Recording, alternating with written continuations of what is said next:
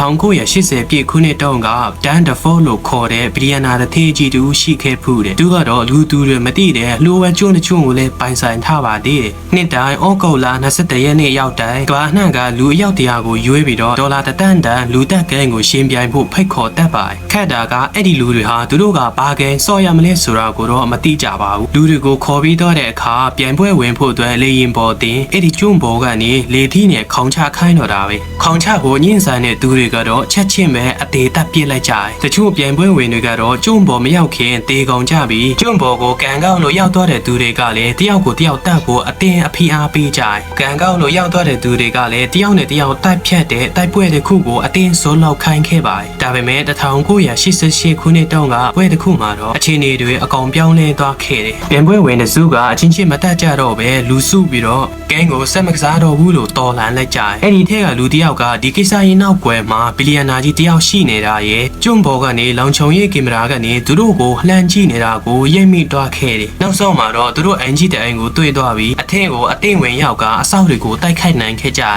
အဆောက်တယောက်ကိုစစ်မေးလိုက်တဲ့အချိန်မှာတော့ဇာအောင်နောက်စင်ကလှိုးဝက်တကားကနေတစီဘီလီယံနာကြီးကပေါင်းနေတာကိုတိလဲရတာပေါ့သူတို့အောက်ကိုဆင်းသွားတဲ့အချိန်မှာတော့မော်နီတာတွေအများကြီးနဲ့ပြန်ပွဲဝင်တွေကိုစောင့်ကြည့်နေတဲ့အခန်းထက်ကစပွဲအောက်မှာဘီလီယံနာကြီးကကြောက်ကြောက်လက်လက်နဲ့ပေါင်းနေတာကိုတွေ့လဲရတယ်နောက်ဆုံးမှာတော့သူ့ကိုဖမ်းမိသွားခဲ့ပြီးဘီလီယံနာကြီးရဲ့ပြိုင်ပွဲဟာလည်းအဆုံးသတ်သွားခဲ့